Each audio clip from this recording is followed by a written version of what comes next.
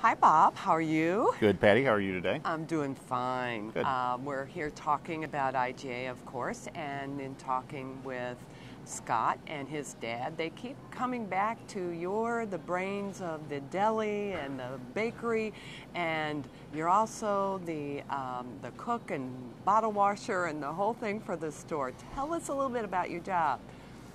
Well, it involves everything from the ground up, I guess, really,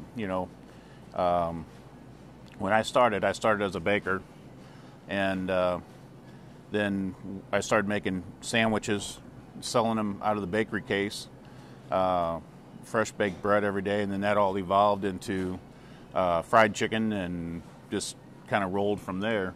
And it's a fairly decent sized bakery, and the bakery and deli are separate now.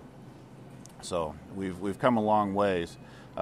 We do provide a lot of food for people in St. Charles. We do some catering. I do food for funerals for several churches in town. It gets delivered, and people know that whenever they come in and order food for something like that, it's taken care of. Beyond that, I handle equipment repair, new equipment. Just anything that happens out here. When we remodeled, I was pretty much the guy in charge of the go-between between the contractors and what happened inside, outside, and that whole thing, kind of the construction coordinator that made it flow. Sounds like you can do anything they put your mind well, to. yeah, Going from baking to building is right. Is I the fix jump. a lot of. I do a lot of equipment repair around here too. To save anything to save a buck, as far as calling outside contractors in. So. Well, you've got the best donuts in town. I mean, everybody's talked about that. Is that your recipe or your grandma's recipe? Or No, how'd we've that just come been about? doing it the same way since before I got here. There's nothing that we've changed, except for donut fryers. Mm-hmm. People, not the physical equipment, but the people that come in. Which is, when you're coming in at 2 and 3 o'clock in the morning, that we go through a few people, but. Now, do you train them? You hire them? You train them? Or are you requiring experience? Or no, how do you bring them in? Most people that come in to work in the bakery or to do fried donuts, they come in basically untrained, and we train them to our, the way we do it, which sometimes is better than bringing somebody in that's trained other ways, and True. Because then we get to do it our way. Now, you do cakes. I mean, I can't tell you how many cakes with 4 kids, how many birthdays you baked cakes for and anniversaries. And I can come in, you already have some finished that you can or I can order some. We've got 3 full-time and 1 part-time cake decorator now that they pretty well are going, all day long. And that's a big department. I think we've won Bakery of the Year for several years with the Journal, and I think that's probably the biggest thing, because when we send a full sheet cake out, that's going out to 96 people that are tasting some of the best cake. And we do the cakes for the Recplex in St. Peter's for the birthday cakes. I deliver those out there every Friday. My favorite thing here in the store is your fried chicken. Oh. I love your fried chicken. Again, is that your recipe, or basically how did you get into that? That's what I did develop that, and it's kind of a blend of a couple different commercial breading that's manufactured for, but it's a blend, and it's kind of a. So as far as that goes, we've done it the same way for a long time because we've had such good success with it. It's not greasy. It's crispy, and it's good. We get the biggest tender inside. Oh yeah. Let me tell you, I know that chicken. Well, the deli now has really expanded over time. I would think. Right. We've really increased in sales and square footage, and like our hot food program, daily lunches, is a big thing. We have people come in here for lunch and dinner. They'll come in for lunch, and you'll see them again at dinner time. And we try to have a pretty good turn on different varieties, so people can,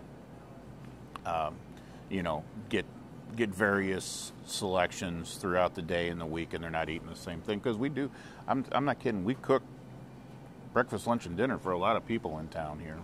I know you do. Are you the head chef that you come up with the ideas, or do you have some of your... You know, I've got some of the finest people working here, and these ladies are just like Mom, you know? And, hey, there's no better cook than Mom, you know, let me tell you. But I do have a hand in quite a bit of it, but let me tell you, if we need something, they can come up with it, you know, and so I let people have pretty free reign as far as coming up with ideas and trying new things. I like to encourage them to be creative. You know. Well, you're creative because you came up with your own hot sauce. Pretty well. I have dynamite. I have a rub. I have a rib rub and what I call a chili margarita rub. That's great on chicken and grilled salmon. They're both grilling rubs. And then I brought in our own barbecue sauce. So that's a few things. And, you know, the Uncle Bob's is just something that I do on a sideline thing. It was fun that I came up with a couple of these items, and they really sell pretty well. I've got them in several stores around the St. Louis area. So that's pretty good. It's fun. Pretty good. Yeah. I've seen with my kids growing up, there comes and goes certain kinds of food, and you were talking about giving people the opportunity to experiment. There's a lot more stuff to experiment. Are you seeing trends, or over time, what are some of the neat trends and some of the strange foods you've seen come through? You know, there's a big trend right now towards organics, which a lot of companies are starting to push organics. But when you look at organics, first of all, it doesn't look as good produce-wise as other sources that are not organic. The other thing is it's going to cost more. It's probably 10 to 20% higher. So we have organics available. We try not to get too crazy with it. My mother always taught me that the most important thing with a grocery store is the meat department and how good the meat is. And you've always been able to provide phenomenal meat. Do you have to set up some kind of a partnership or rapport with people that you work with, so you know you're getting good? Anymore, yeah, we make sure that we're buying from reputable places, but it's the meat cutters. It's the meat cutters. These guys know what they're doing, and it's just good old-fashioned common sense.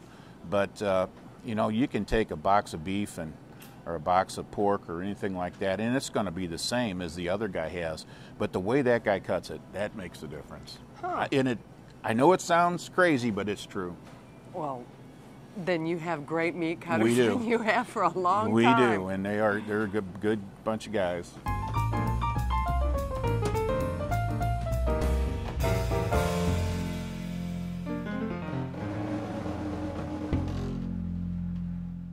I want to thank Roy, Scott, and Bob for this great tour of IGA right here in St. Charles. But all of this talk of food has made me hungry, so I'm going to go get some chicken. Until next time on Check Out St. Charles, see you then.